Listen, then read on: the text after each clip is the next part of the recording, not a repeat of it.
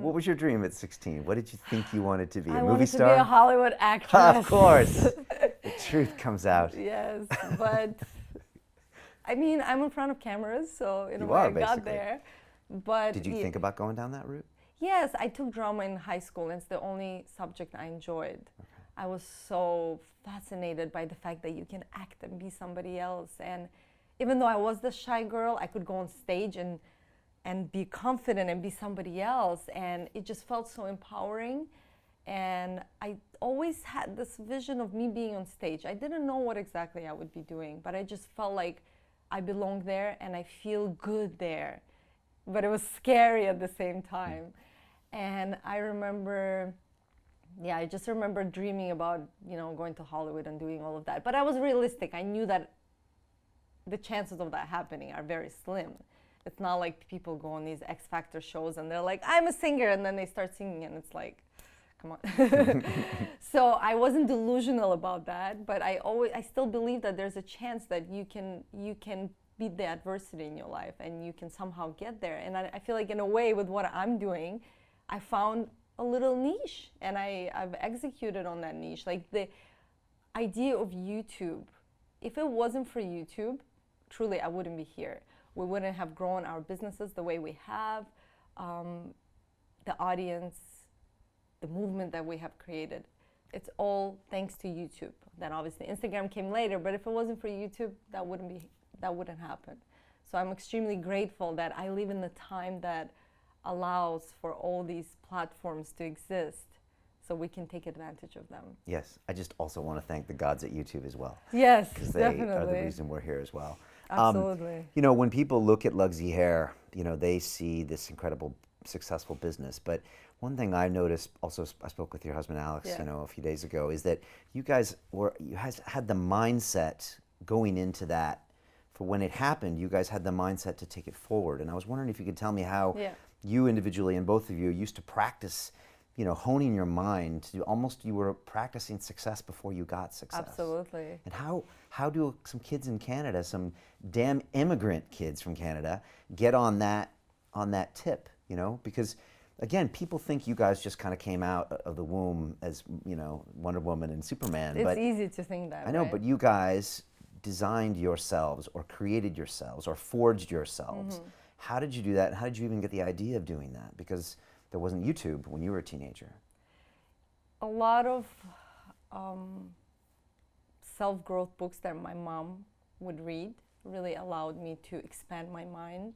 So I'm truly grateful that she was always into improving herself.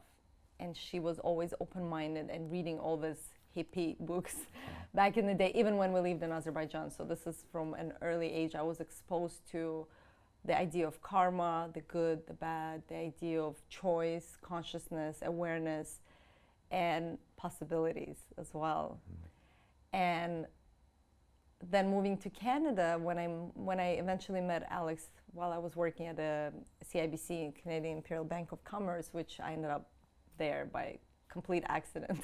I just wanted to get out of high school. I wanted to do a co-op job to get out of high school in grade 12. And that's the only thing that was close to the house. And I just started working at this bank, ended up staying there because it was just easy. And I had a really great team of people working with me.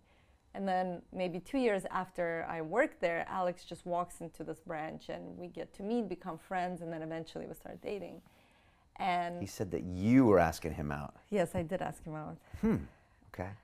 Yeah. Why did you do that? Why did I do that? I didn't consciously realize I was, to be honest, but I always liked him. I wasn't aware of it until much later, until we started dating, and I realized, holy, I actually always liked this guy. I kept checking whether we would be working on the same day or not in the schedules, and I always felt like a deep connection with him, but I just put him in a friend zone. I felt like maybe I was marketed through these sappy movies that, you meet somebody, you fall in love with them instantly, and if that doesn't happen, then, you don't really have a future, but that's not the truth. I now believe that the best relationships are built on friendship, because if you have that foundation of friendship, no matter what else happens to you, you can always rely on the friendship to keep you going, to keep you strong. But if you don't have that, you really don't have anything. So we became friends very early. Okay. And very fast, and we used to talk for hours at work, and he used to distract me from work, and I probably used to distract him from work. And then but you went halfway around the world to start dating a Russian. I mean, what's up with that? So at that point in my life, I was probably in my early 20s, and I was in Canada already for 4 or 5 years, and I was working really, really hard. As soon as I could get a job, I got a job. I was saving every penny. I got myself a car at 18 years old. I helped my dad pay mortgage since I was probably 18. And I just remember thinking that I thought at the time, like, oh, these are my best years and I'm wasting them in a way, like I'm working so hard. I literally never had time off.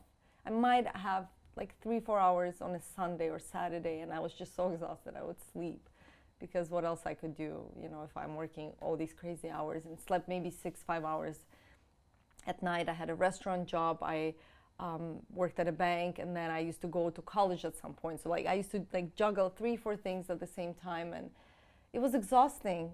But also I was fine, because I feel like if you're gonna work so hard, or if you're gonna hustle so hard, this is the time of your life to do it.